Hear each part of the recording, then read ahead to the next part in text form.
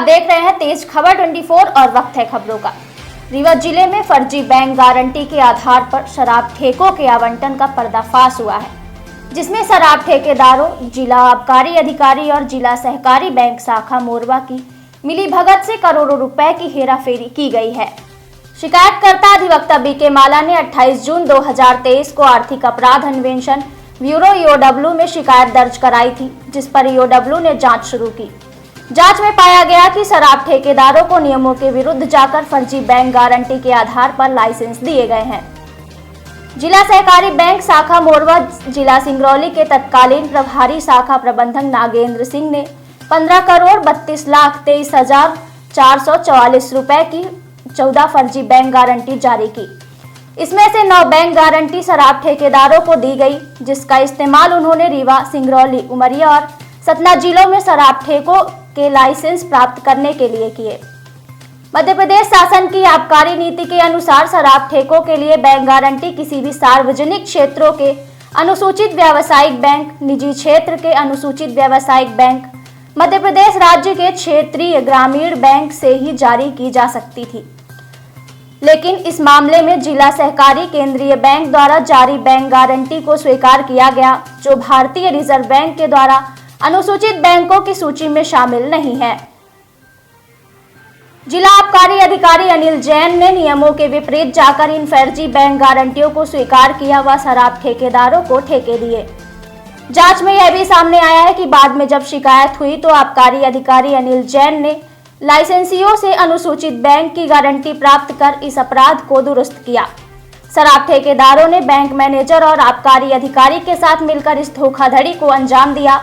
उन्होंने बिना किसी संपत्ति, प्रतिभूति या जमा राशि के फर्जी बैंक गारंटी प्राप्त की। सहकारी बैंक के 3 सदस्यीय जांच दल ने भी अपनी रिपोर्ट में नागेंद्र सिंह और शिवशंकर सिंह द्वारा गंभीर अनियमितता की पुष्टि की है।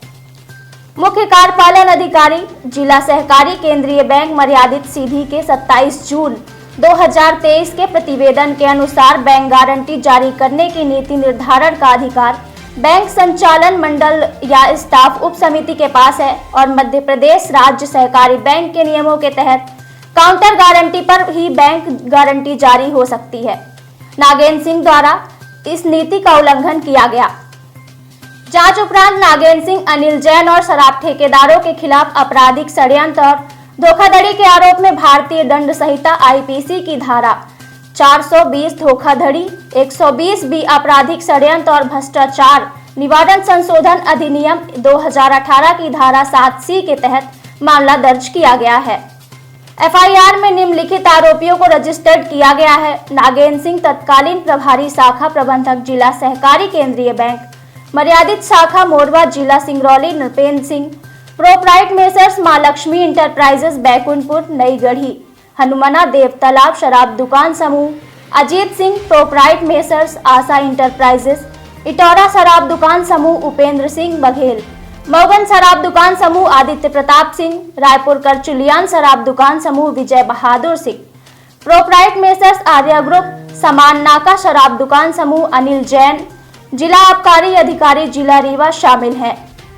आबकारी घोटाले में क्या देखिए 15 करोड़ का एक फर्जी बैंक गारंटी बनाई गई थी, जिसकी हमने लिखित शिकायत से कमिश्नर रीवा संभाग रीवा से की थी, जिसमें सहकारी बैंक रीवा के सहकारी बैंक मोरवा सीधी के अधिकारियों ने जांच की, जो प्रथम दृष्टया पाया कि वहाँ सहकारी बैंक में फर्जी बैंक गारंटी तैयार की गई थी।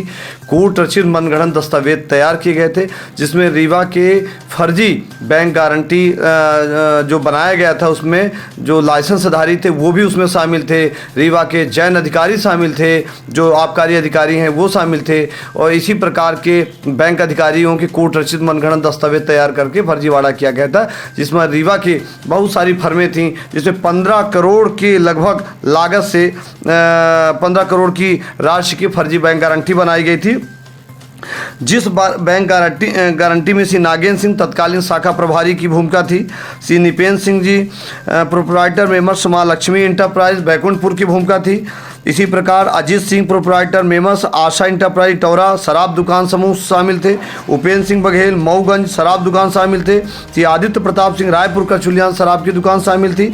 विजय बहादुर सिंह प्रोप्राइटर आर्या ग्रुप समान नाका शराब में शामिल थे। श्री अनिल जैन तत्कालीन जिला आबकारी अधिकारी रीवा भी शामिल थे, जिनके विरुद्ध हमने लिखित शिकायत की थी और जांच हुई है और ये दोषी पाए गए। इनके विरुद्ध आर्थिक अपराध अन्वेषण ब्यूरो मध्य प्रदेश भोपाल के द्वारा प्रथम प्राथमिकी दर्ज की गई है और माननीय उच्च न्यायालय ने 6 सप्ताह के अंदर इन सबको जांच करके FIR करके कार्रवाई करके अवगत कराने के लिए माननीय उच्च न्यायालय ने निर्देश जारी किया गया था।